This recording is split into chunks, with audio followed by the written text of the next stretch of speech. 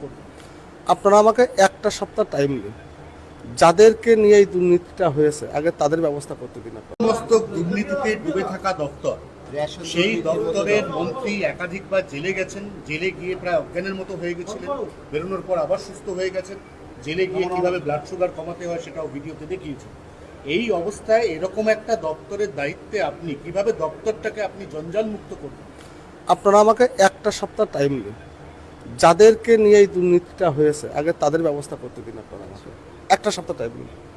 আর দ্বিতীয় কথা, পশ্চিমবঙ্গের আমজনতাকে এটুকু বার্তা দেবো। দেখুন, প্রধানমন্ত্রী মোদিজি, আমাদের মুখ্যমন্ত্রী শুভেন্দু অধিকারী আমার উপর তাদের বিশ্বাস আছে বলে পশ্চিমবঙ্গের সবথেকে দুর্নীতি যে হয়েছে যে দপ্তর, সেই দপ্তরটা আমাকে দিয়েছে। আর পশ্চিমবঙ্গের আমজনতাকে একটাই, দেখুন আমি মাটির মানুষ, মাটিতে উঠে এসেছি, জীবনে কোনোদিন আমার গায়ে কাদা লাগাতে দিইনি পলিটিক্যালি লাইফে। যতদিন এই দপ্তরে থাকবো, পশ্চিমবঙ্গের আমজনতা, খেটে খাওয়া মজদুর, শ্রমিক যারাই আছে, নিম্নবিত্ত, মধ্যবিত্ত, প্রত্যেকেই একটা বার্তা দেবো, রেশনে কোনো দুর্নীতি করতে মেনে নেব না।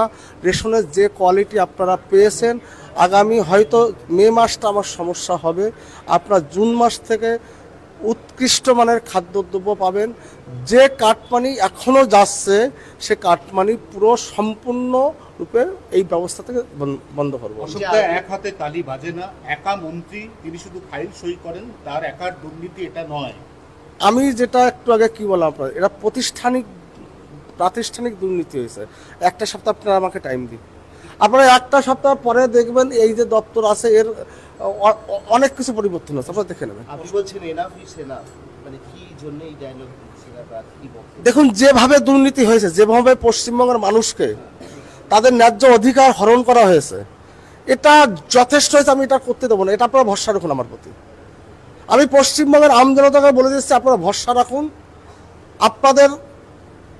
আমি যখন খুব মাটির মানুষ, মাটিতে উঠে এসেছি, আমার পলিটিক্সের চা পাওয়ার কিছু নেই, কোনো দুর্নীতি আমি করতে দেবো না খাদ্য দপ্তরে, এইটুকু আমি বলে দিলাম। কি কার্ড ডিস্ট্রিবিউট হবে, মানে সেই সময়কার যে বিপিএল, এপিএল, এই সমস্ত? দেখো, এটা এই সিস্টেমটা কি সিস্টেম আছে আমি এখনো বলতে পারবো না, একটু টাইম আমাকে দিতে হবে, জানতে হবে, বুঝতে হবে। এসআইআরে বাদ যাওয়া এরকম লক্ষ লক্ষ নাম, তাদের হাতে অত্যাধুনিক ডিজিটাল রেশন কার্ড, সেটাও পর্যন্ত উঠে এসছে। এটা উঠে এসছে স্থানীয় স্তরে, তৃণমূলের দাদা নেতা এদেরকে ধরে। আমি আপনাদেরকে বলেছি, যারা ভারতবর্ষের নাগরিক নয় তারা সরকারি কোনো সুযোগ সুবিধা পাবে না, কোনো সুযোগ সুবিধা পাবে না। এবং যারা বিশেষ করে অ্যাডজুডিকেশনে আছেন, যারা সিএ অ্যাপ্লিকেশন করেছেন, যারা উদ্বাস্তু মতুয়া সম্প্রদায়ের মানুষ আছে, তাদেরকে একটাই বার্তা দিয়ে দেবো, দেখুন যারা এখনও সিএ অ্যাপ্লিকেশন করেননি, আপনারা সিএতে অ্যাপ্লিকেশন করুন। আপনারা কোনো সরকারি সুযোগ সুবিধা থেকে আপনারা বঞ্চিত হবেন না। যারা ভুল বুঝিয়েছে এতদিন, সেখান থেকে বেরিয়ে আসুন, নতুবা কিন্তু সরকারি যত সুযোগ সুবিধা আছে তারা কিন্তু সেখান থেকে বঞ্চিত হবেন। আপনারা ইমিডিয়েট সিএতে অ্যাপ্লিকেশন করুন। দুর্নীতিতে গতকালও দেখা গেল সুজিত বসু, তিনি গ্রেফতার হয়ে গেলেন, কি বলবেন?